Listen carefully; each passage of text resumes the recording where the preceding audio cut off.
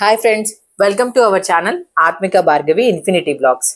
ఈరోజు మన బ్లాగ్ ఏంటంటే ఒంటరితనం. ఒంటరితనము వరమా శాపమా? ఒంటరితనాన్ని చాలా మంది శాపంగానే అనుకుంటారు, కానీ ఒంటరితనం అనేది చాలా మంచిదన్నమాట. అంటే ఎవరి లైఫ్లో అయినా ఒంటరితనం రావాలని కోరుకోవాలని నేను చెప్పట్లేదు, కానీ వస్తే మాత్రం దాన్ని ఎందుకు వచ్చిందో తెలుసుకుని దాన్ని పోగొట్టుకోవడం కోసం మన ప్రయత్నంగా మనం ఏం చేయాలో ఇప్పుడు చూద్దాం. ఒంటరితనాన్ని ఎప్పుడు మనం ఒంటరితనం లాగా కాకుండా ఏకాంతంగా మార్చుకునే ప్రయత్నం చేద్దాం. ఏకాంతంగా ఎలా మార్చుకోవాలో చాలా మందికి తెలియక అదొక పెద్ద ప్రాబ్లంగా అనుకుంటూ ఉంటారు.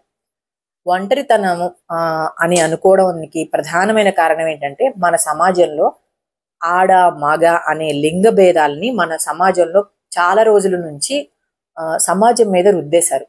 అంటే ఒక ఆడవారికి మగవారి తోడు కావచ్చు, మగవారికి ఆడవారి తోడు కావచ్చు. ఎవరైనా సరే కలిసి ఉన్నంతసేపు బాగానే ఉంటుంది. ఒంటరిగా అయిపోయిన తర్వాత మరి ఆ లోటుని ఎలా భర్తీ చేసుకోవాలి, అదే మన ప్రధాన సమస్యగా ఉంటుంది చాలా వరకు.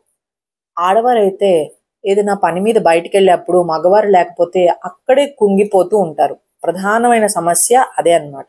చాలా వరకు తగ్గిపోయినప్పటికీ మనం ఒక పాయింట్లో స్ట్రక్ అవడానికి మాత్రం కారణం అదే. అందుకే నా టాపిక్లో ఆడ మగ అనే భేదాలే ఉండవు అనమాట.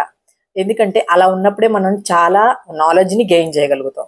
ఆడవాళ్ళము అనుకుని అక్కడే ఆగిపోవడం వల్ల, లేకపోతే ఆడవాళ్ళు ఇలాగే ఉండాలని లైఫ్ స్టైల్ డిజైన్ చేసుకోవడం వల్ల మనం నాలెడ్జ్ని పొందలేము, మన లైఫ్ని మనం పరిపూర్ణం చేసుకోలేము అనమాట.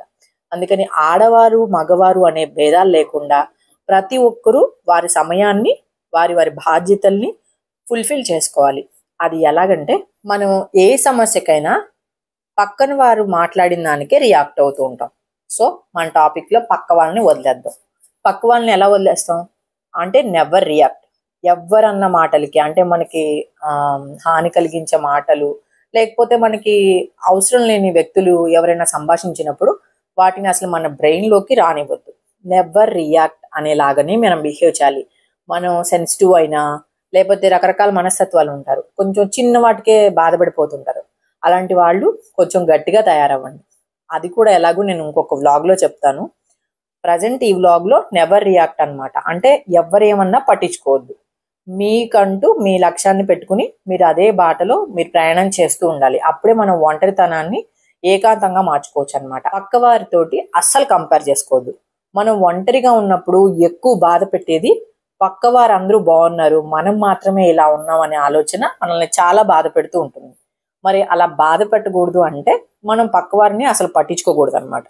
పక్కవారనే మాటలు పట్టించుకోకూడదు, లేదా మన లైఫ్ని ఇంకొకరితోటి కంపేర్ చేసుకోకూడదు. ఈ రెండు విషయాలు చాలా జాగ్రత్తగా పరిశీలించండి. పక్కవారు అందరూ బాగున్నారు, మన లైఫ్ ఎలా ఉంది అనుకోకూడదు. ఎందుకంటే ఇక్కడ ఎవరి లైఫ్ సిమిలర్గా ఉండదు. ఎవరి ఎగ్జామ్ వాళ్ళది, ఎవరి టాలెంట్ వాళ్ళది లాగా ఉంటుంది మన లైఫ్ స్టైలు.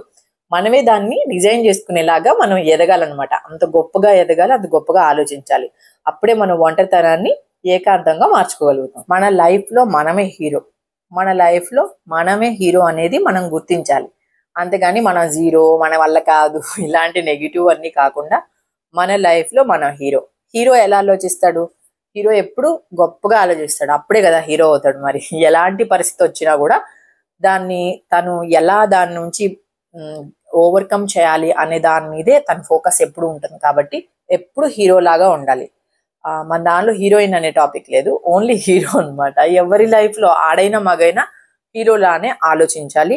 హీరోలాగా గొప్పగా థింక్ చేస్తూ గొప్పగా ఉండాలి అనేది మనం అలవాటు చేసుకోవాలి. మనం ఎప్పుడు కష్టానికి వెల్కమ్ చెప్పేలాంటి మైండ్ సెట్ని మనం అలవాటు చేసుకోవాలి.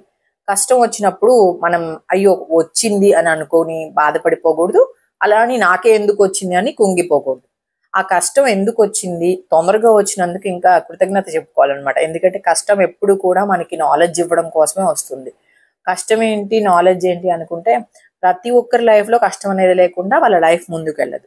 సో కష్టం అనేది వచ్చినప్పుడు కుంగిపోకుండా కష్టానికి వెల్కమ్ చెప్పి దానిలో నుంచి సెటిల్డ్గా ఒక స్థితప్రజ్ఞతగా ఆలోచించి, ఒక కష్టానికి ఎప్పుడు నేను చెప్తుంటాను కదా, 10 రకాల సొల్యూషన్స్ మన దగ్గర ఉండాలి. అప్పుడే మనం జీవితాన్ని ఒక ఆటలాగా ఆడుకోగలుగుతాం. అంతేకాని కష్టం వచ్చేసింది అని చెప్పేసి అక్కడ ఆగిపోతే జీవిత ప్రయాణంలో చాలా సమయం వృధా అయిపోతుంది. అందరూ జీవితం చాలా పెద్దగా ఉంటుంది అనుకుంటారు, నాకైతే చాలా చిన్నగా అనిపిస్తుంటుంది. ఎందుకంటే చేయాల్సినవి చాలా ఉంటాయి, కానీ మనం అటువైపు ఆలోచించకుండా రోజువారీ పనిలో మునిగిపోవడం వల్ల తెలియకుండానే సంవత్సరాలు గడిచిపోతూ ఉంటాయి. మనకే వయసు మీద పడిపోతుంటుంది. ఏం సాధించామని వెనక్కి చూసుకుంటే ఏమీ మిగలదన్నమాట. సో అందుకే ప్రతి క్షణాన్ని వర్తమానంలో ఉంటూ ప్రతి క్షణం నేర్చుకుంటూ ఉన్నప్పుడు అసలు మన జీవితం ఎప్పుడు ఎలా అంత ఫాస్ట్గా అయిపోతుందా అనే ఫీలింగ్ వస్తుంది అనమాట.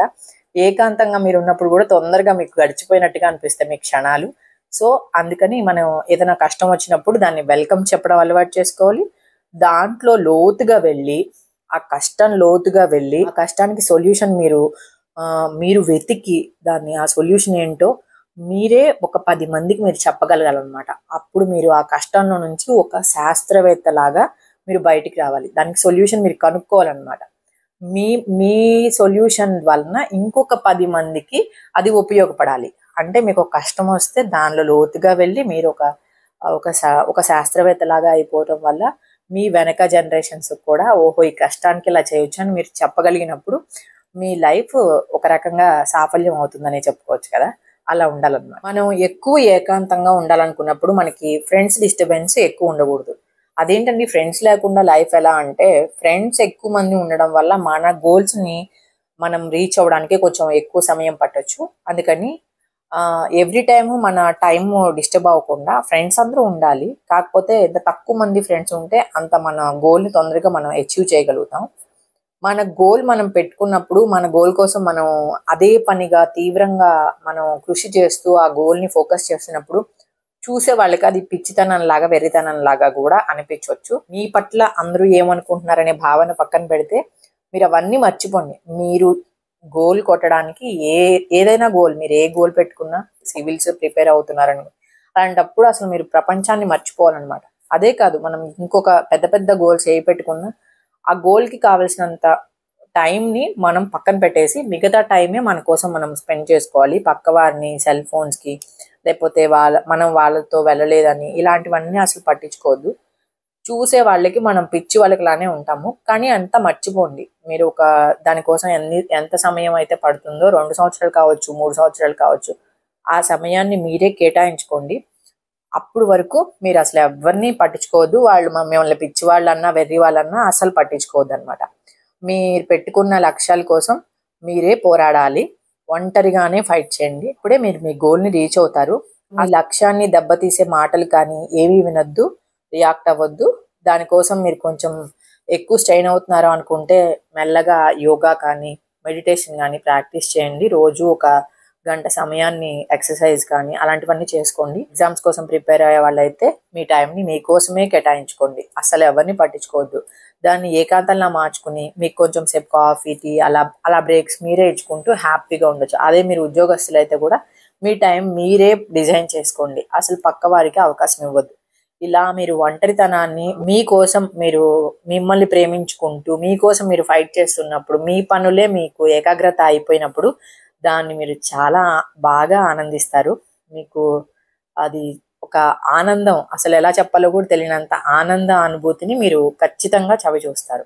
ఇప్పటి వరకు చెప్పుకున్న వాటిల్లో ఎప్పుడైనా మీకు ఒక్కొక్కసారి కొంచెం అంటే వైరాగ్యం లాగా అనిపించవచ్చు. ఎందుకంటే ఒంటరిగా ఉన్నప్పుడు మనకి ఎవరు తెలియదు కదా. ఎప్పుడు మనిషి సంఘజీవి కాబట్టి పక్కన సానుభూతి, ఎవరైనా మనుషులు వాళ్ళతో స్పెండ్ చేయాలని అనుకుంటాడు. కానీ ఒక్కొక్కసారి మనకు అలా కుదరకపోవచ్చు మన పరిస్థితుల ప్రభావం వల్ల. అలాంటప్పుడు మీ సమయాన్ని మీరే పెట్టుకుంటున్నారు కాబట్టి కొంచెం మధ్యలో ఆలోచనలు వస్తుంటాయి. వాటిని కట్ చేసుకుంటూ మీ పని మీద మీరు ఫోకస్ చేసుకుంటూ ఉన్నప్పుడు మీకు అప్పుడప్పుడు ఒక నెగిటివ్ థాట్ కూడా వస్తుంది, నా గోల్ రీచ్ అవుతానా లేనా అని కూడా. అలా వచ్చినప్పుడు ఆ ఆలోచనకి ఒక 10 పాజిటివ్ ఆలోచనలు మీరే క్రియేట్ చేసుకోండి. ఖచ్చితంగా మీ ప్రయాణంలో మీరు ఖచ్చితంగా సక్సెస్ అయ్యే తీరుతారనమాట. అసలు ఎప్పుడు గివప్ ఇవ్వద్దు. మీకు ఖచ్చితంగా మీరు గెలిచే వరకు పోరాడండి. అసలు అలసిపోవద్దు. ఓకేనా ఫ్రెండ్స్?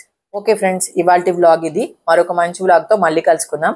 నా వీడియో మీకు నచ్చితే లైక్ చేయండి, షేర్ చేయండి, అలాగే సబ్స్క్రైబ్ చేసుకోవడం మర్చిపోకండి.